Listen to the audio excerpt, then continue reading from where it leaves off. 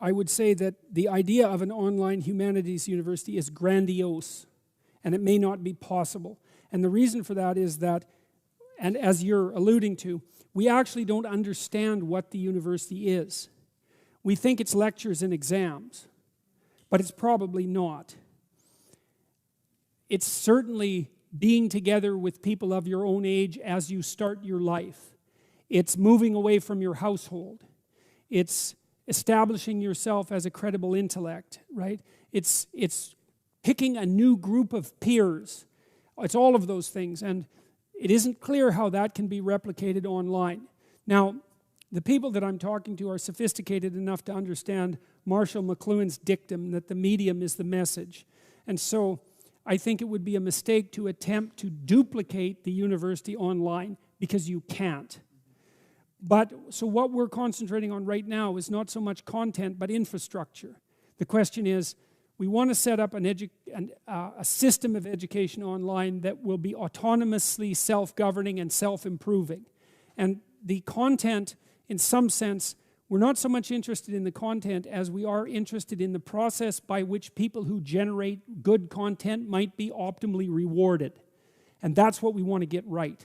And that's probably a discussion that'll take a year or 2 years to flesh out. We started to conceptualize what the system might look like. But to your point, it isn't, we're not taking lectures and putting them online, although obviously that's what I'm doing. That isn't going to make an online humanities university. And we know that. I think everything you said is very accurate, and also indicative of the high probability that something like this would fail.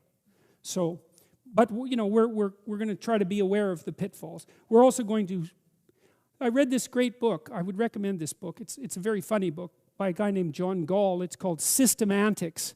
And it's a cult classic, Systemantics. And it's about how systems really work and how they fail. And it's a work of ironic comedy, but it's quite brilliant. And one of the things, one line, it's made of a bunch of axioms. And here's one axiom. I just love this. Is the system does not do what its name says it does. And so I worked in Alberta Social Services when I was a kid, about 18 or so, and I worked as a consultant. And I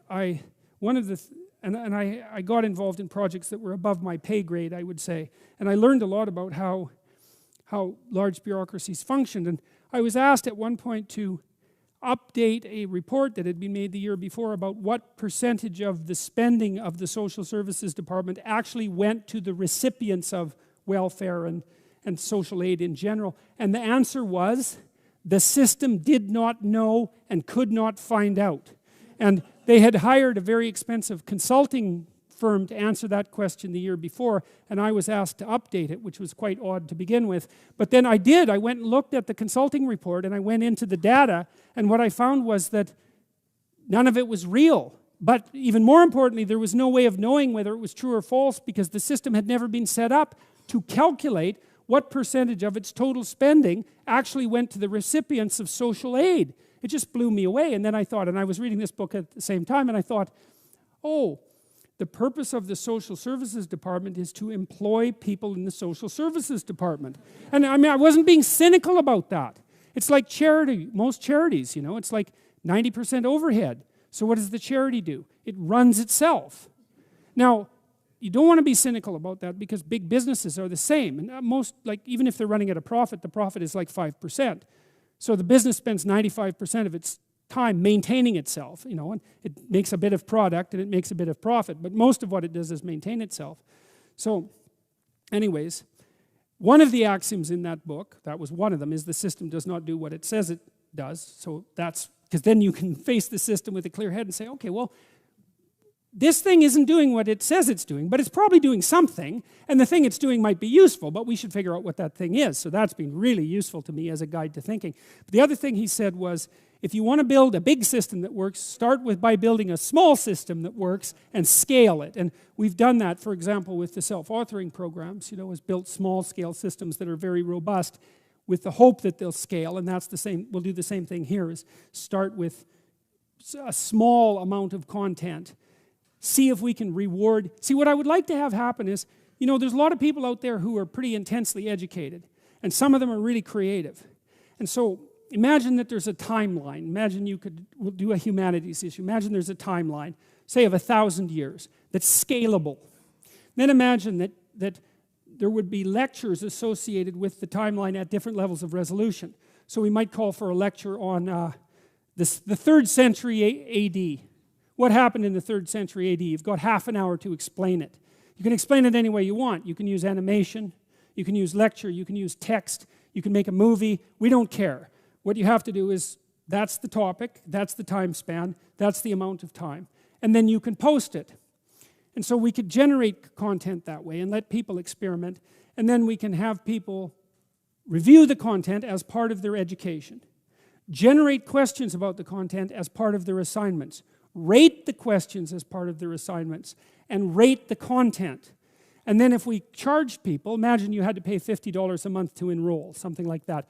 Maybe we would allow you, when you first enroll, maybe you get to use $5 of it as disposable income. You can reward that to any creator you want. But as you progress through the courses, your right to determine where your money goes would increase as you became more and more educated. Hopefully that way we would get some quality control built into it. So those are some of the ideas that we're starting to play around with. So the only one I'm concerned about is the motivation issue. What's that? The motivation issue for individuals. Well, I'm not going to go into that because it would take too long, but rest assured that we are thinking about that very hard as well. We're going to build competition into it. We're going to build cooperation into it. We hope to build peer interrelationships into it. I think all that's possible, but complex, right? Because we don't know how to build an online education system, really. But it would be fun to experiment and see if we can figure out how to do it. So, thank you.